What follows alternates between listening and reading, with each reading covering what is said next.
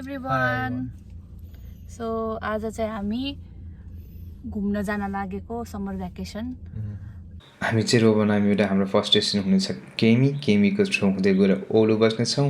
त्यसपछि हामी भाषाको नजिक आलहाडमा पावर पार्क हुनेछ। पावर पार्कमा गएपछि भाषा जानेछौँ। भाषापछि हामी ताम्परेको थ्रु हुँदै गएर हामी हेलसिङ्की बस्नेछौँ।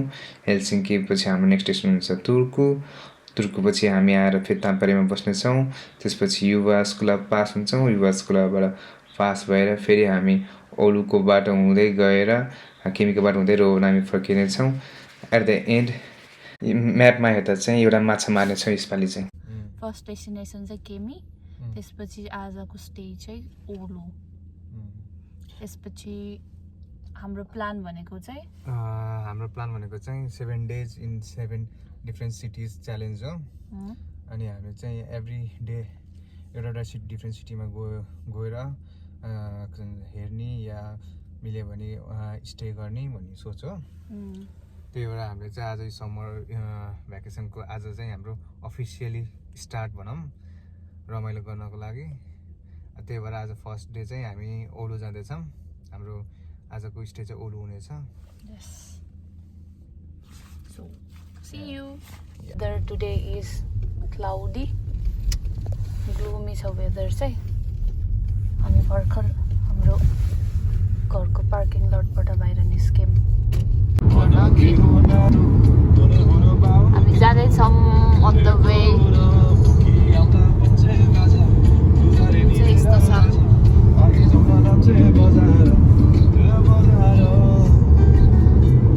हाम्रो फर्स्ट सिटी चाहिँ केमी हो।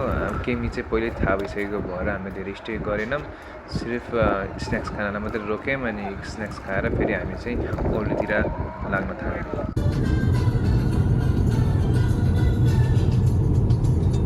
The way to Olu.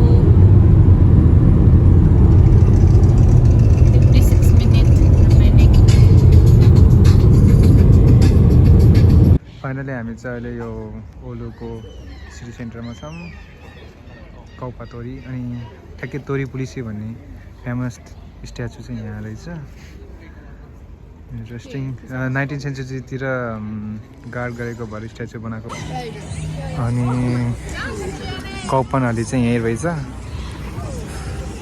ठाउँ चाहिँ बिल्डिङ चाहिँ पुरानो टाइपको तर स्टाइलिसै छ है।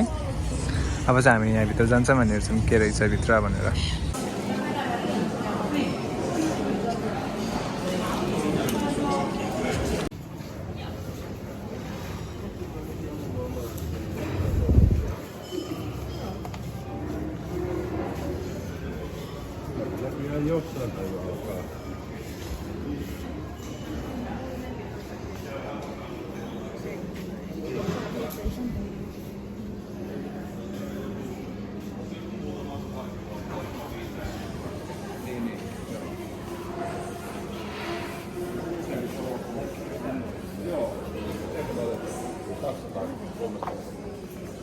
आज त खाली रहेछ।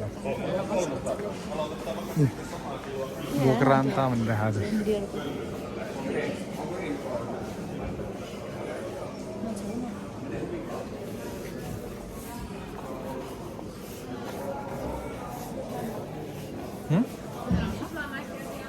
के दस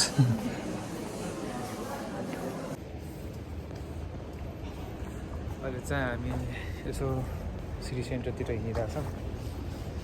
अब यो ओलुको सिटी सेन्टर भर्खरै तोरी पोलिसी र कपुनहलीबाट यता मासतिर लागिरहेको छ। हेरौँ अब के छ अगाडि।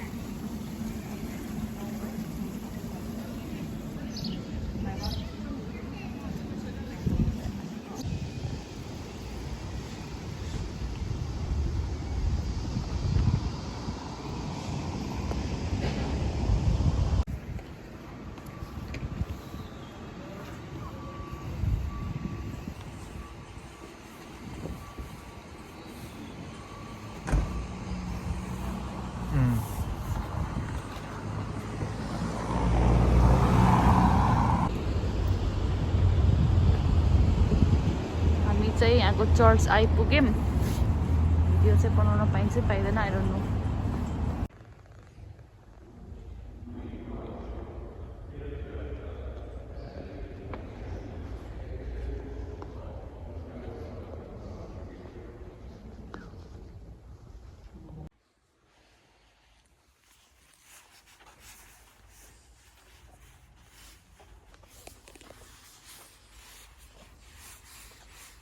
त्यसपछि चाहिँ हामी नेपाली कुजिन पाउने सौरा रेस्टुरेन्ट गएको थियौँ त्यहाँ चाहिँ सबै खानाहरू बेसी मिठो रहेछ वी लाइक इट अहिले चाहिँ हामी पार्क आएको पार्कको नाम के अरे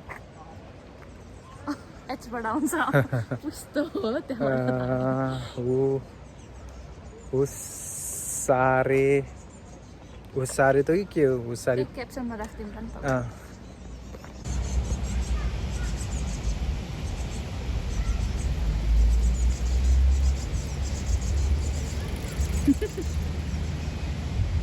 माछा खोज्दैछ त्यहाँ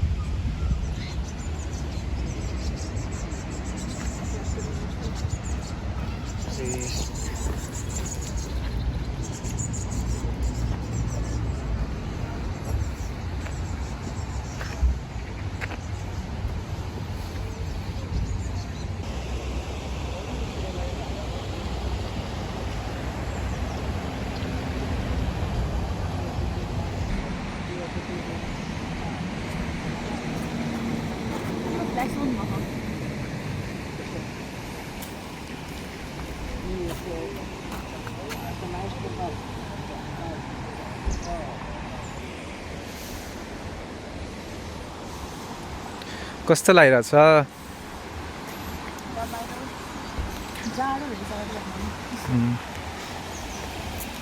समर भन्छ या सधैँ जाडो हुन्छ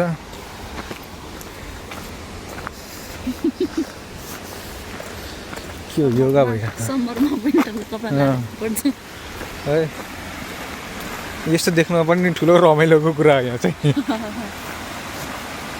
कस्तो राम्रो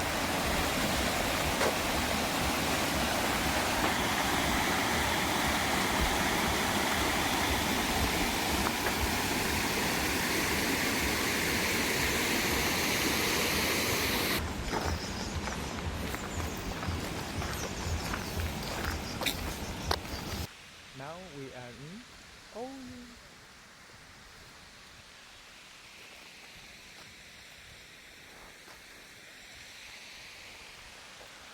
Water fountain is this. यहाँ पनि रहेछ नि पारी पनि रहेछ माथि भ्यूमा लाग्छ त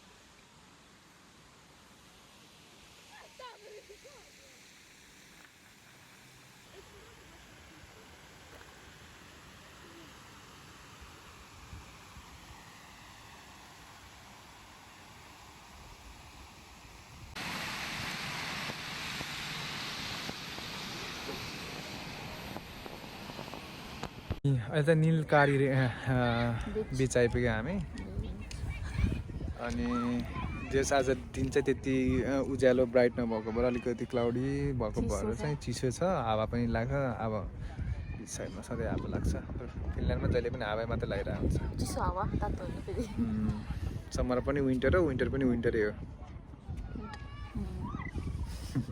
त्यही भएर विन्टर भनेको फ्रिजिङ विन्टर फ्रिजिङ विन्टर हो कोल्ड समर फ्रिजिङ विन्टर